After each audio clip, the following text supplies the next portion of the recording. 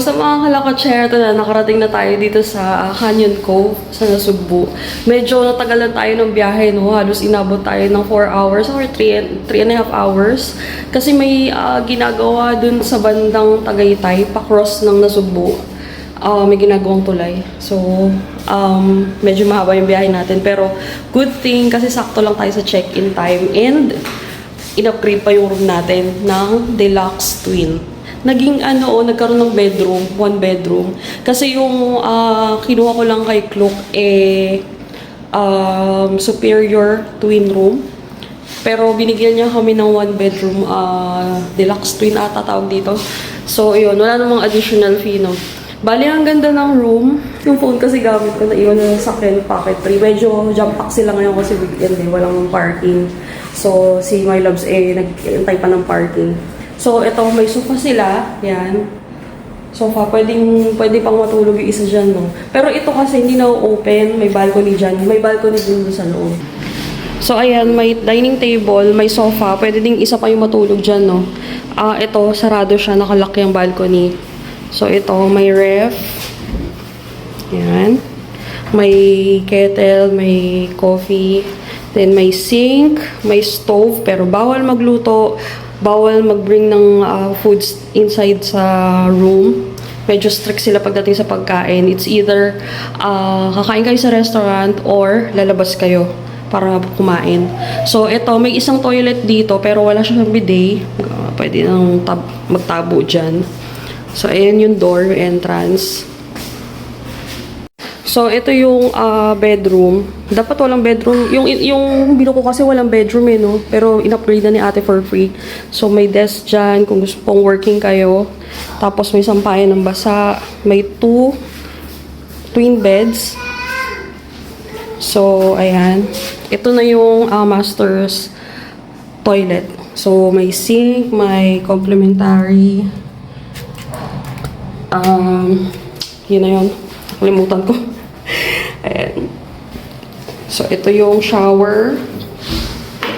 Separate siya. Ayan.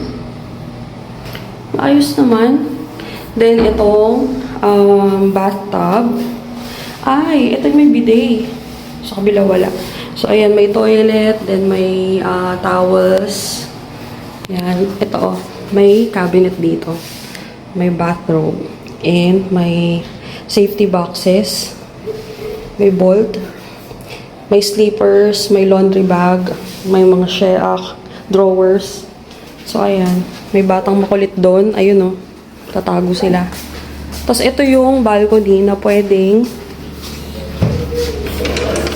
yan. May balcony dito. And, ayan. Ayan na yung beach nila. Mainit, no? Sobrang init. Ayan. Yun na yung pool. May playground. Yan. Yan o, Canyon Cove. Palagay doon. So, mamaya tayo lalabas, no? Mag-settle muna kami kasi kaka-check-in lang namin, eh. So, yun muna, mga kalawatsera. Yung phone ko yung gamit ko, naiwan yung pocket tray dun sa sasakyan. Medyo, kasi punuan yung parking nila ngayon, eh. Para sa mga day pass. Di pa sila nag-check out.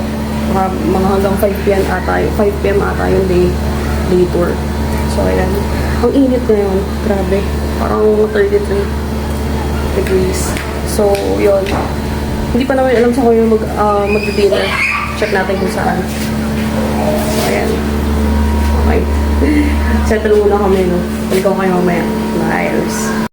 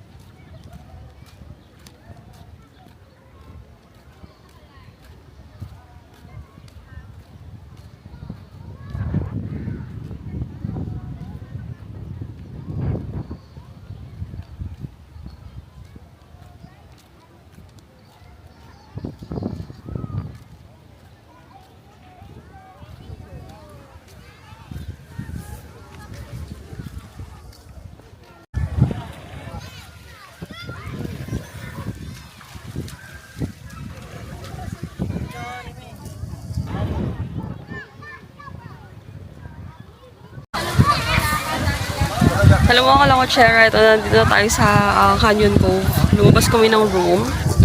Dito kami kasama ng mga libuit. Swimming sila. Mga lifeguard kami for today's video.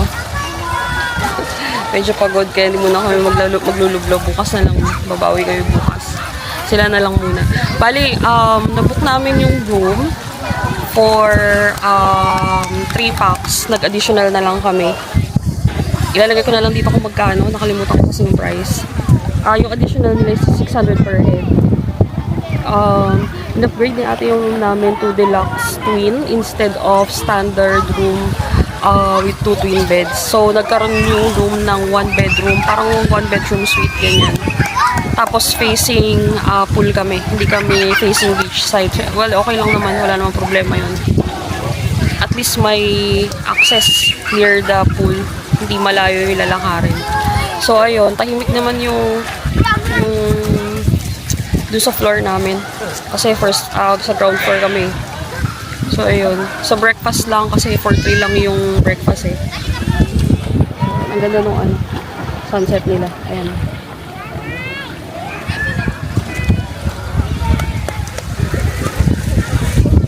Talaga kalayo. So, ayun. Ako sa kami kusini. Ang ilang beses namin dito, no? Wala namang kasawaan kasi okay naman yung facilities tsaka amenities nila. Pati yung beach side, maganda naman. Totoo yun nga lang kasi maraming tao kasi mura yun. No? Pero maganda pa rin naman.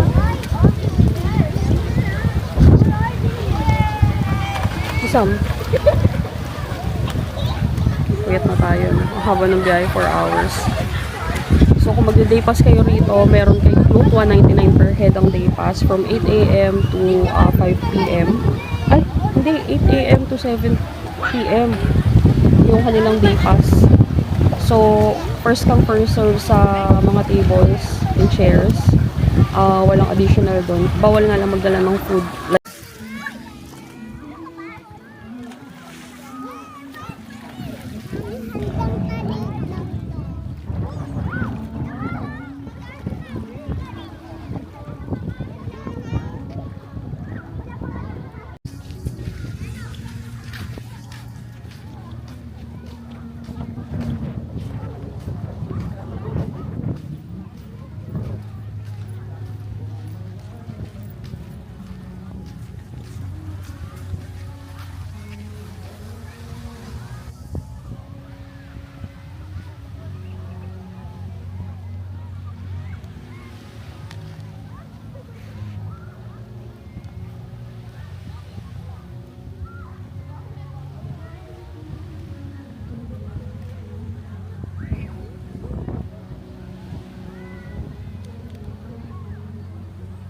Alam mo, akala ko, Chera, nandito na tayo sa beach side ng Canyon Cove. Medyo maraming tao, no?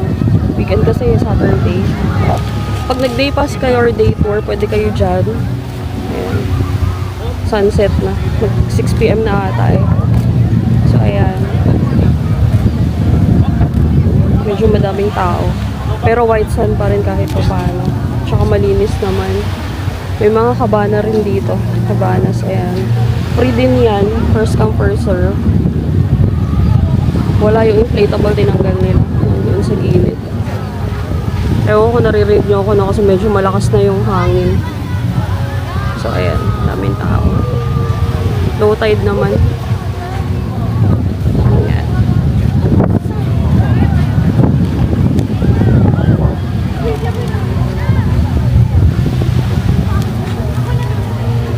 So, ayun, may day pass sila, 199 every weekday, 299 every weekend. Promo yun. Check nyo kay Klook, gamitan nyo na rin ang code ko para may 5% discount. Talagay ko na lang dito yung screenshot and yung aking code para magamit nyo. So, yan. Patay lang tayo. Medyo mahangin. Hindi ko alam kung naririnig nyo ako. Tapos may bar sila. Ayan, may bar sila dyan. Pwede kayo mag-order ng drinks.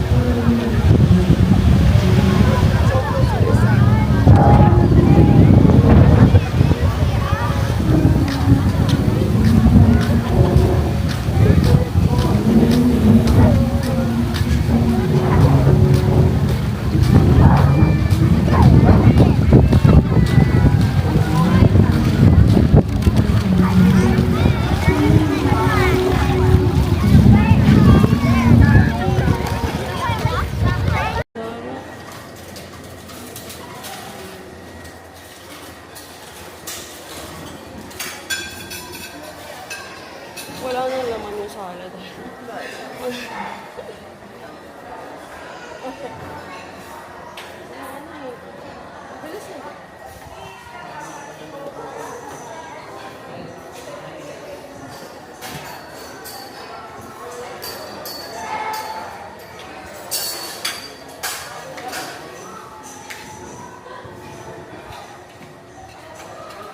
lang yun.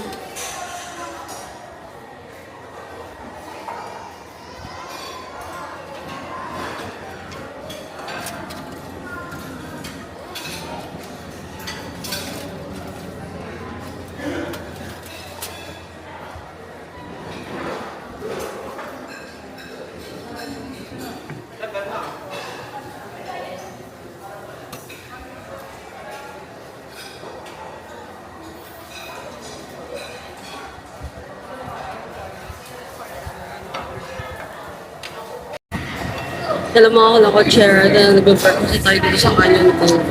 Technically, second day na namin to, no? Medyo ulan, may bagyo ata. Hindi ko mapakita yung mga pagkain doon kasi wala nang naman, di pa nire-refillan. Pero kinakain ko ngayon is ham, fried rice, saka corned beef. Hindi ko mapakita doon kasi wala naman yung mga lalagyan ng ulam. 7 a.m. pa lang, no? Pero ubus na agad.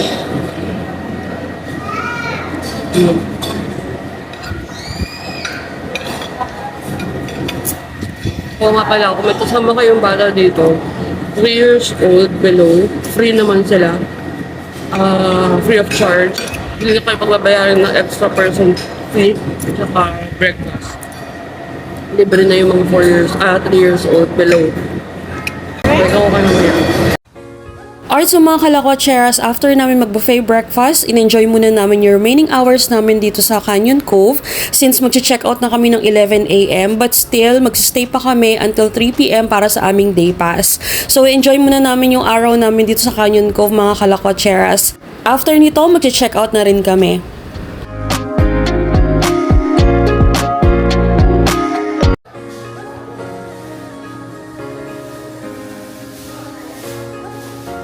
Hello mga kalakwachera, so nag-stop over muna tayo dito sa JT's Restaurant in Tagaytay. Kakain lang kami dito ng late lunch since hindi tayo nakapag-lunch sa Canyon Cove. Umorder lang kami dito ng bulalo. Good for sharing na yan since bata yung mga kasama namin. Yung in-order namin na isang bulalo is enough na for us since marami siyang karne na beef and gulay rin and rice lang. Yun lang yung in-order namin dito. Yung bulalo nila is 1,200 for sharing na. So, i-end ko na dito yung vlog ko mga kalakwatcheras. Again, please like, share, subscribe. Hit nyo na rin yung notification bell para updated kayo sa lahat ng vlogs na i-upload ko. Thank you for watching mga kalakwatcheras and enjoy Tagaytay! Bye!